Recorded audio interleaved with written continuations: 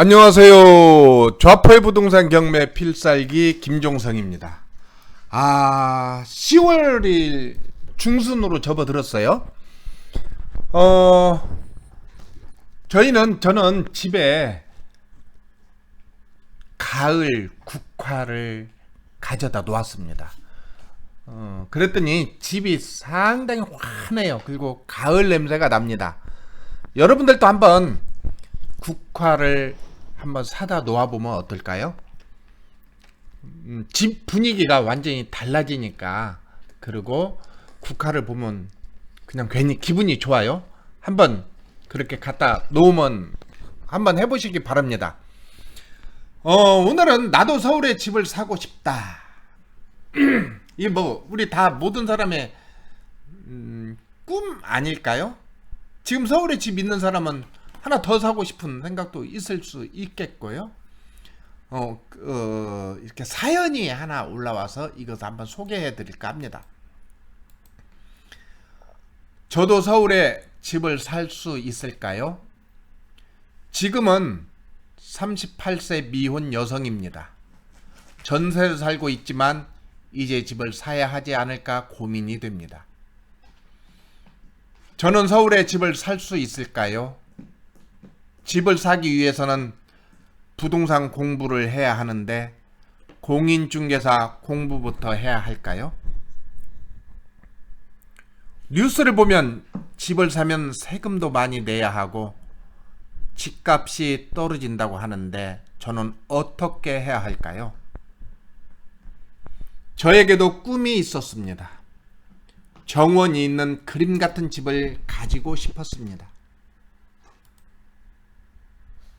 그러면서 프로필을 간단히 보내왔습니다. 나이 38세 여성, 직업은 IT 산업의 종사, 프로그래머, 연봉은 4,200만원, 현재 자산 전세금 1억 2천만원, 대출이 4천만원, 그러면 8천만원이 총 자기 돈이라는 얘기죠.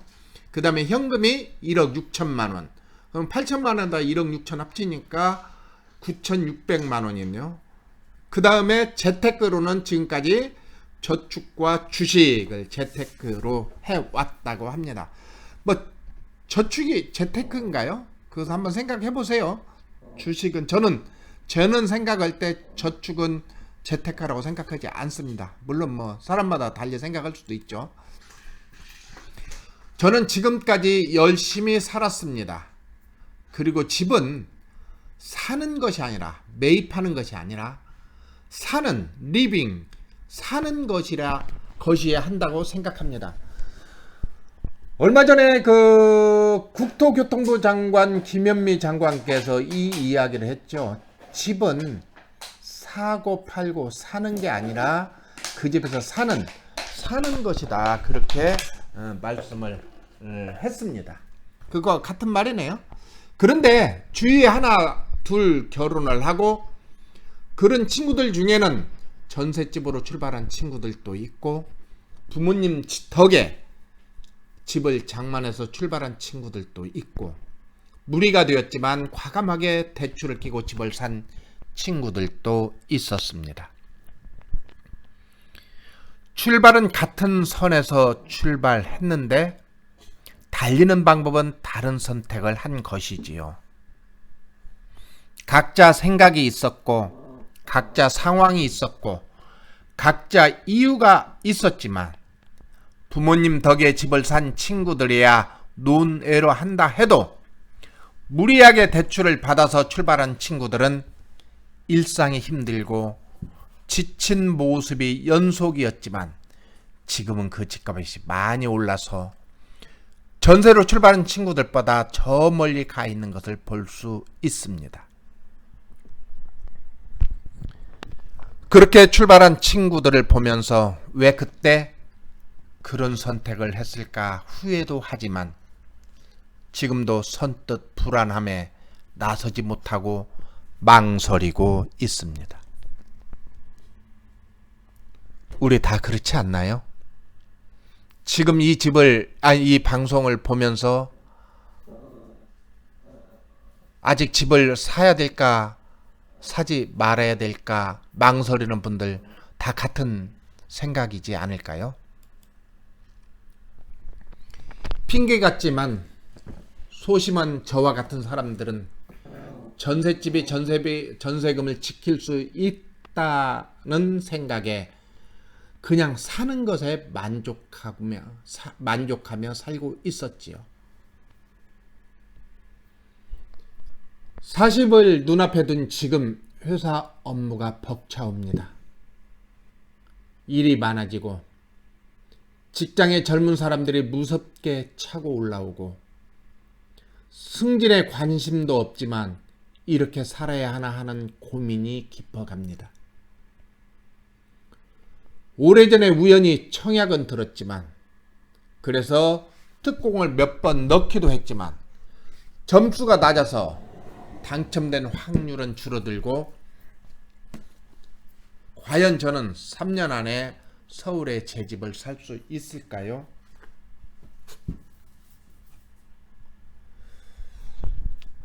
여러분 3년 안에 서울에 제 집을 살 수 있을까요? 여러분들은 어떻게 생각하세요? 지금 여러분들이 이와 비슷한 상황이라면 서울에 집을 살 수 있을까요? 쉽지 않은 대답이겠죠? 여기에서 특공이란 얘기가 나오는데요. 특공에 대해서 한번 살펴보도록 하겠습니다. 특공이라고 하는 것은요, 아파트 분양 중에 특별 공급을 줄임말로 특공이라고 합니다. 아파트 분양하는데 특별히 공급하는 것, 특혜가 있다는 얘기죠. 그게 특공이라고 얘기합니다. 특별공급 공통사항은요, 첫 번째 1세대 내 무주택 세대 구성원 중 한 사람만 신청이 가능하다, 그 얘기입니다. 이게 뭔 얘기인 거니? 아빠도 청약 들었고요, 엄마도 청약 들었고, 아들도 청약 들었고, 딸도 청약이 들었어요.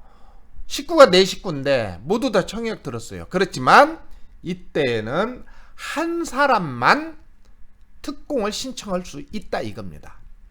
그런데 두 번째로 특별공급 신청자는 일반 공급에도 신청이 가능하다. 이건 뭐냐면 어느 단지에 분양을 합니다. 그 분양은 특별공급도 있고 일반 분양도 있는데 이때에 특공도 신청하고 일반 분양도 신청할 수 있다, 이겁니다.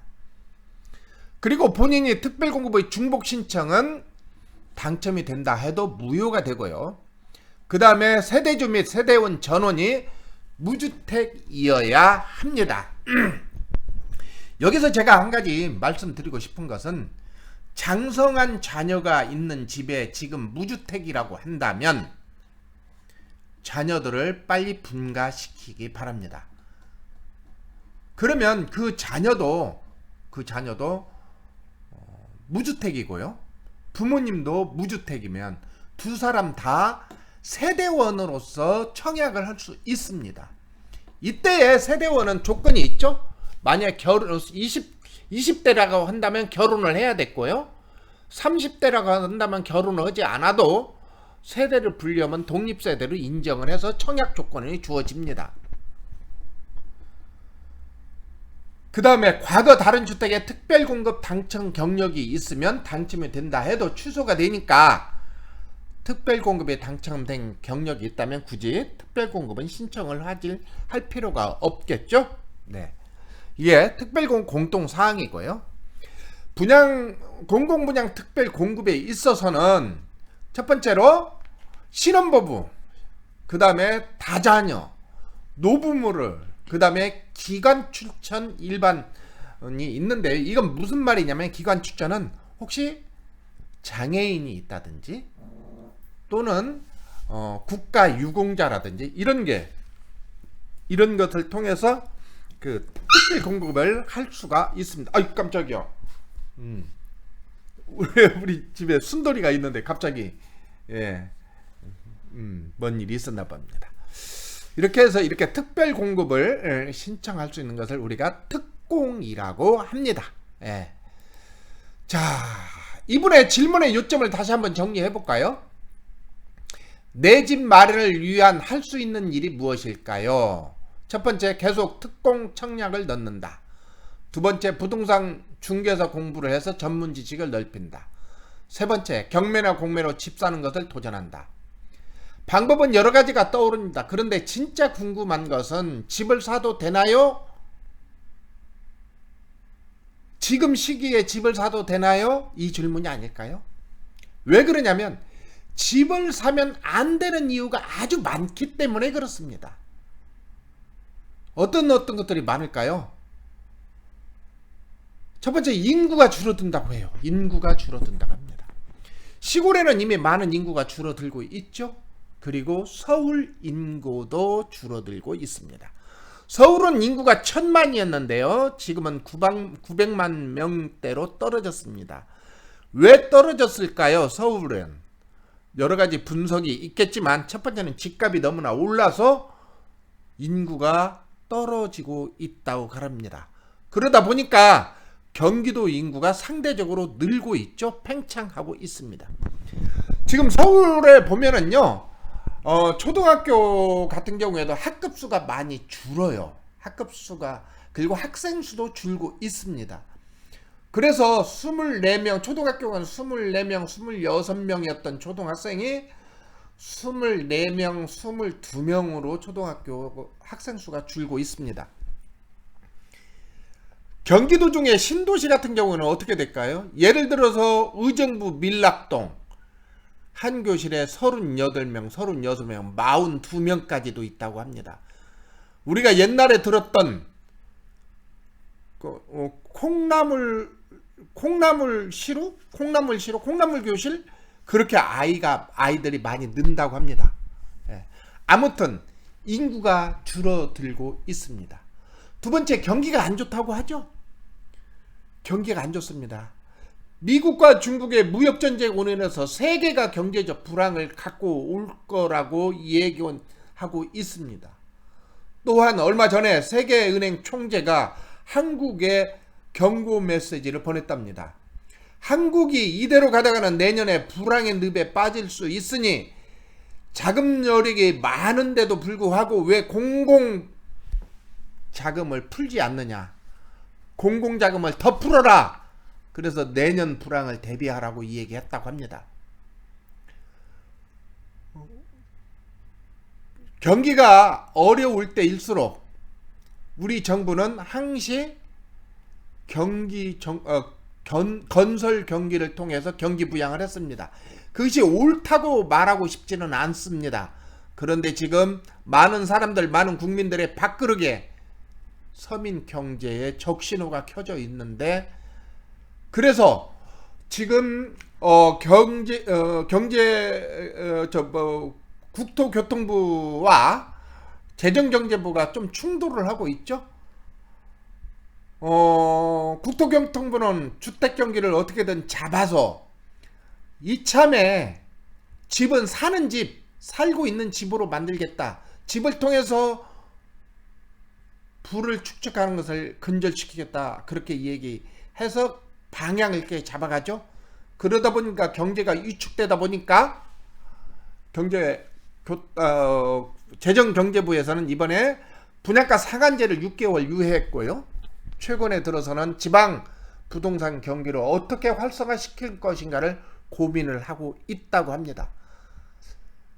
아무튼 결론은 이렇게 인구가 줄어들고 경기가 좋아지지도 않는데 집을 사야 되느냐, 이런 의문 속에 우리가 함께하고 있겠죠.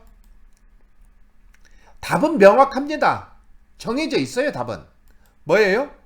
왜 집을 사야 하는지, 그냥 집은 거주하는 집이어야 하는지, 아니면 집을 통해서 재테크를 하고 싶은지, 이것을 선택해야 됩니다. 최근에 우리 카페 회원들이 낙찰도 많이 받고 집도 많이 샀습니다. 가까운 예로 한번 이 얘기를 해볼까요? 최채님과 불금님이 있습니다. 이분들은 30대입니다. 작년에 대전에서 살다가요, 금년에 서울로 올라오면서 저한테 상담 메시지를 보냈습니다. 서울에 올라가는데 집을 사야 되느냐, 그렇게 질문을 했습니다. 그리고 새싹반을 금년 봄에 신청을 했죠. 그러면서 저하고 계속 상담을 했을 때 제가 금년 봄에는 사지 말고 일단 전세로 살아라. 그렇게 하면서 7월 달을 전후로 한번 고민을 해보자 했습니다. 그리고 7월 달 전후로 몇 번의 입찰을 했지만 계속 폐차를 했고, 며칠 전에 공매로 11억 2천짜리 낙찰을 받았습니다. 서초구고요. 그 집은 12억에서 14억을 가고요. 앞으로 20억까지 갈 수 있는 집입니다. 아주 잘했죠. 근데 이 집은 리스크가 있는 집이에요. 이 리스크는 저와 함께 풀어갈 겁니다. 자포 부동산 경매 더리치 카페 네이버에 있는데요. 최채님이 후기를 올렸습니다. 나의 경험담 후기를 올렸으니까 한번 읽어보시기 바랍니다. 또 소우님이 있죠. 우리 소우님은 38 신혼부부입니다. 작년에 결혼을 준비하면서 더리치 카페에 오셨고, 여기에 와서 새싹반, 그 다음에 투자심화반, 지금은 연애원반으로 활동하고 있는데, 얼마 전에 9월 달에 결국 집을 매매로 구입했습니다. 여러 번 이차를 해서 폐차를 했고 그랬는데, 강서구 가양동에 했는데 아주 좋은 가격으로 집을 구매했습니다. 그 다음에 우리 금나라님이 있죠. 금나라님은 김포에 살고 있어요. 2 아이를 가지고 있고, 금나라님은 와이프 블루엔젤님과 같이 더리치에 왔는데요. 며칠 전에 아주 어렵게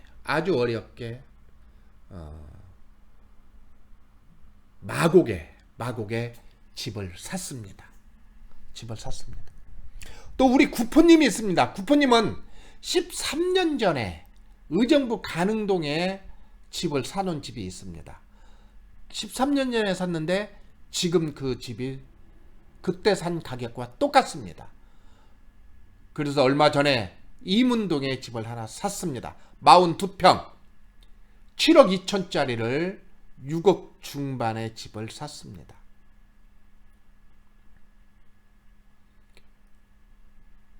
왜 그럴까요? 우리 나그네님과 표피디님이 있습니다. 이분들은 나그네님의 어머니하고 살고 계시는데 아현동의 단독주택에 살고 있습니다. 얼마 전에 아현동에 분양을 받아서 전세로 투자를 한 물건도 있죠. 2년 반 전, 3년 전에 분양을 했는데 지금 가격이 많이 올랐죠. 근데 지금 살고 있는 집을 단독주택에 살고 있는데 얼마 전에 팔았습니다. 왜 팔았을까요? 저하고 많은 상담을 통해서 그 집은 팔았고, 최근에 남가자동에 아파트를 낙찰받았습니다. 낙찰받은 집이 5억 2천, 지금 아주 저층이 5억 5천입니다. 3천 갭이 났고요. 이 물건은 7억이 넘어갈 겁니다. 이 사람들은 왜 집을 살까요? 이런 불안한, 많은 사람들이 그냥 인구가 줄어든다, 또는 집값 떨어질 거다, 또는 불황이 온다, 이런 상황 속에서도 왜 이 사람들은 집을 살까요?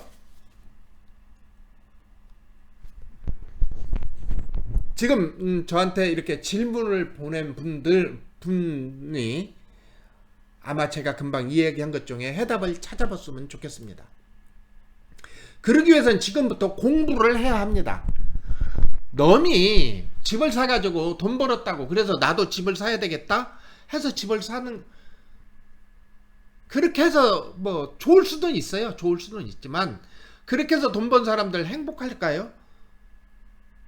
저는 그렇게 생각하지 않습니다. 그렇게 해서 집을 산 사람 어제, 그제, 아니 작년과 지금 똑같습니다. 그것은 마인드를 공부하지 않았기 때문에 그렇습니다.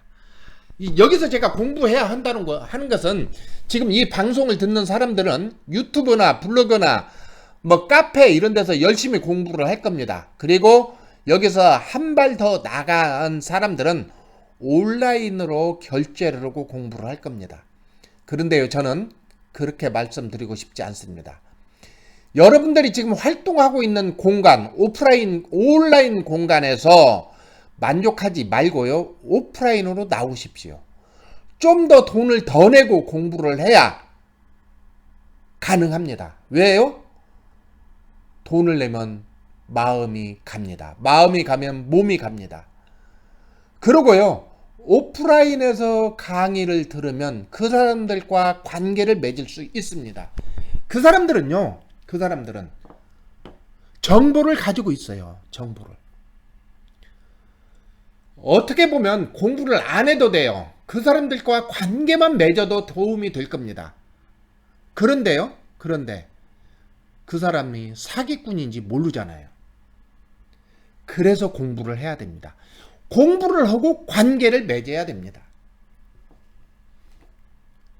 서울에 3년 안에 집을 사야 될까요? 살 수 있을까요? 100% 살 수 있습니다.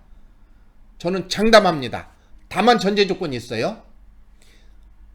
지금 저한테 질문하신 분이 오프라인에 나와서 지금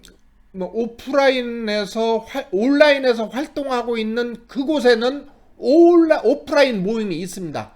오프라인에 나와서 돈을 들여서 수강료를 내고 공부를 하면 100% 가능하다. 그렇게 말씀드리고 싶습니다.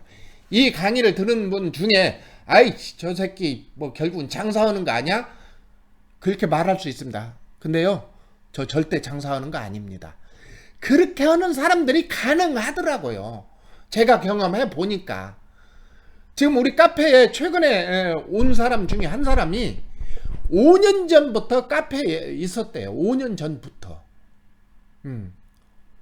그런데 이제 왔어요. 이제 와서 하는 말이 내가 왜 망설였는지 모르겠다, 그런 얘기를 합니다. 왜 망설였는지. 젠작 올걸. 그렇게 얘기합니다. 저의 카페에 오라는 얘기 아니에요. 여러분들이 활동하고 있는 온라인 공간에서만 머무르지 말고 그곳에 오프라인 모임이 있으니까 그곳에 가셔서 같이 고민하고 방법을 찾아보시기 바랍니다.